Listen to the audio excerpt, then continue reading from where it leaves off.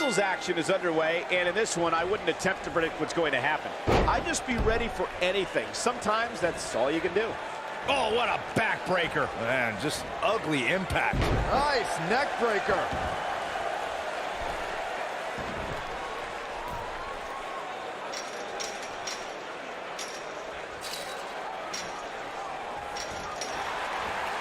Nailed it. Oof. Ooh, what impact. Elbow drop, big time.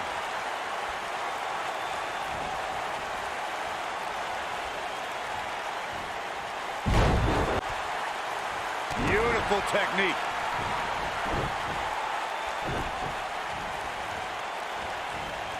Beautiful. What a stomp. Good grief.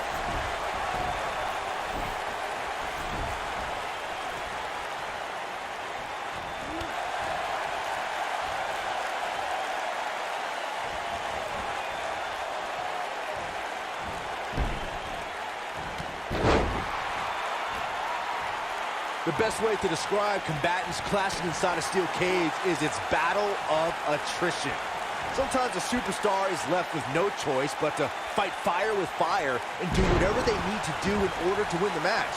And sometimes it comes down to a superstar doing whatever they need to do in order to survive.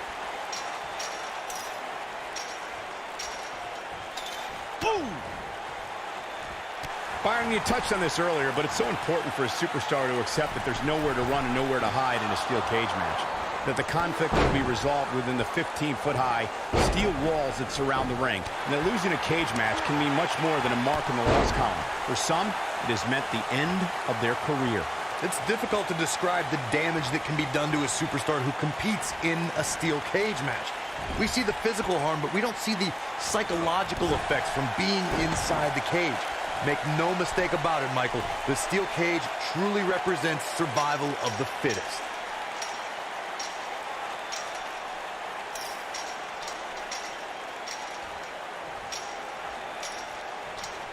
We talk about how important stipulations are in a steel cage match. If superstars sign a contract where the only way to win is escape the cage and have both your feet touch the floor, the competitors must have a plan.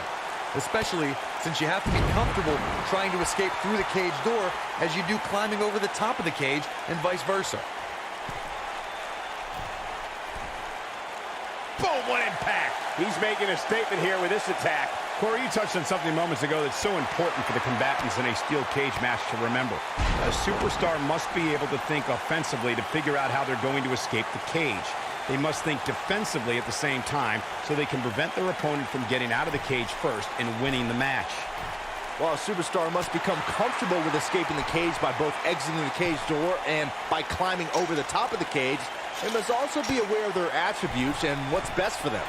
Let's just say if you're a giant like The Big Show, The Undertaker, Kane, or even Braun Strowman, it's preferred to exit through the cage door. This might be it! Oh my! Look at this! You're not going to win any matches that easily. Have to put in a little more work than that.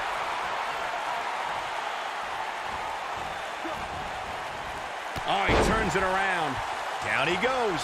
That'll do it every time. He's calling for it. Better stay right where he is.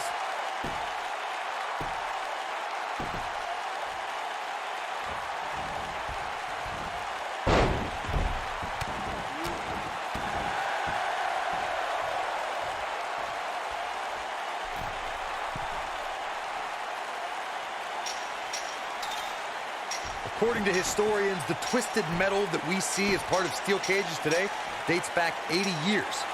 To settle a dispute between competitors Jack Bloomfield and Count Pietro Rossi, the two met inside a ring surrounded by chicken wire. At first, these types of matches were referred to as fence matches. Boom! Harsh impact.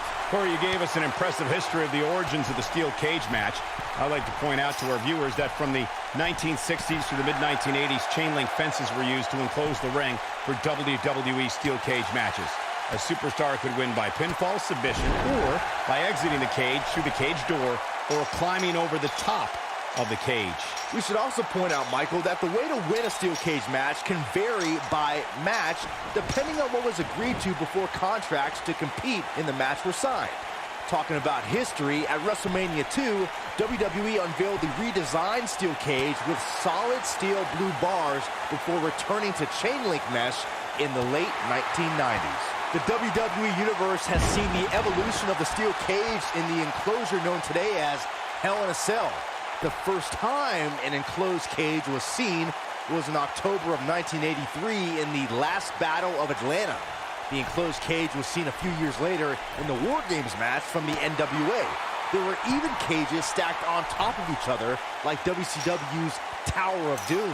All right, when we talk about the progression of steel cage matches and the type of structures that have been spawned from them, I need to point out that some cages have been electrified. One was made from bamboo in the form of a Punjabi prison match. And, of course, the Elimination Chamber with glass pods and steel doors.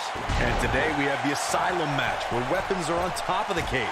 Just goes to show you that times may change, but the objective to destroy an opponent remains the same.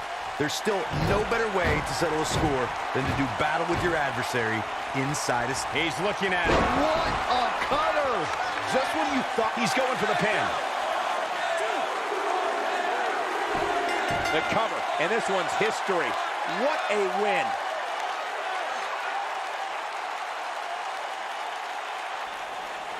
Here is your winner, Flash.